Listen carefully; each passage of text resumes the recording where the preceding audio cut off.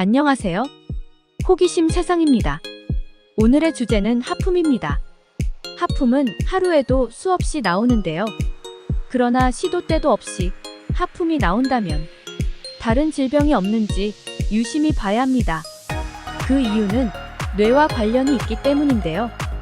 그럼 하품이 왜 나오는지, 또 하품과 뇌는 무슨 관계가 있는지 알아볼까요? 하품은 밥을 먹고 난 후 배가 부르면 나오고, 전날에 잠을 잘못 잤을 때, 실내 공간에 여러 사람과 같이 있을 때, 지루할 때 등등 하품을 하게 됩니다. 하품을 하는 이유는 따로 있는데요. 뇌에 산소가 부족해서 산소를 공급하려고 자연스럽게 입을 벌리면서 호흡을 하는 과정을 하품이라고 합니다. 또한 다른 연구 결과에서는 이산화탄소의 배출을 위해서 하품을 한다는 결과도 있습니다. 하품은 전염이 되기도 합니다. 같은 공간에 있을 때 누군가 하품을 하게 되면 같이 따라 하게 되는데요. 그 원인이 다양합니다. 한 사람이 하품을 하면 사람의 공감 능력 때문에 하품을 하는 것이라는 주장도 있지만, 과학적으로 본다면 밀폐된 실내 공간에 여러 명이 같이 있을 경우 산소의 농도가 적어지고 이산화탄소의 농도가 진해지기 때문에 하품을 한다고 합니다. 생각해보면 실내에 있을 때 옆 사람이 하품을 하게 되면 같이 따라했던 경험이 많은 것 같습니다. 평소 하루에 하품을 여러 번 하는 것은 자연스러운 현상이랍니다. 수면 부족과의 관계도 있으며 피곤할 때도 하품을 많이 하기 때문이죠. 그렇기 때문에 하품을 많이 한다고 해서 너무 걱정하실 필요는 없답니다. 그러나 하품으로 인해서 생활에 불편을 느낄 정도라면 다시 생각을 해봐야 합니다. 하품에 관련된 질병들을 알아보면 여러 가지가 있는데요.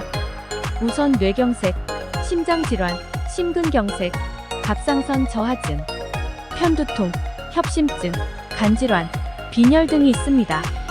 심장질환은 몸에 있는 혈액들이 순환을 잘하지 못해서 생기게 되는데요. 혈액순환이 원활하지 않으면 하품을 많이 할 수 있습니다. 또한 뇌경색은 뇌혈관이 막혀서 뇌에 피가 통하지 못하는 증상입니다. 하품이 시원하게 안 나올 때, 시원하게 나오지 않는다고 너무 걱정하실 필요는 없습니다. 누구나 그런 경험을 하고 있는데요.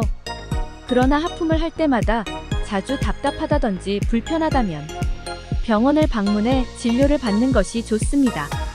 그 이유는 신경계가 제대로 작동을 하지 않으면 하품이 시원하게 안 나올 때가 있을 수 있다고 합니다. 하품을 하면 눈물이 날 때가 가끔 있는데요. 그 이유는 하품을 하면서 자연스럽게 입을 크게 벌리게 되며, 그럴 때 얼굴 근육이 수축하면서 눈물샘을 자극하게 됩니다. 그래서 눈물이 나오게 되는데요. 주의할 점은 하품을 할 때 입을 너무 크게 벌리게 되면 턱에 문제가 생길 수 있으니 조심해야 합니다. 하품이 하는 역할은 뇌에 산소만 공급을 해주는 것이 아니라 뇌의 온도도 조절을 해주고 중화시키는 역할에도 도움을 줄 수 있습니다. 하품을 덜 나오게 하는 방법은 그렇게 효과적이지 않지만 몇 가지 이야기해보면, 우선은 충분한 수면을 하면 많은 도움을 줍니다. 시원한 물수건이나 팩으로 얼굴과 이마에 올려두어서 1분에서 2분 정도 자극을 주는 방법도 있습니다. 그리고 뜨거운 음식보다는 시원한 음식이 도움이 될 수 있습니다. 그러나 중요한 건 하품이 생활에 지장을 줄 정도로 많이 나온다면 꼭 병원을 방문하여 원인을 찾는 것이 좋습니다. 오늘은 하품에 대해 알아봤는데요. 오늘 영상 도움이 되셨나요? 채널에 방문하시면 유익한 영상들이 많이 있습니다. 구독과 좋아요는 영상을 만드는데 큰 힘이 됩니다. 시청해주셔서 감사합니다.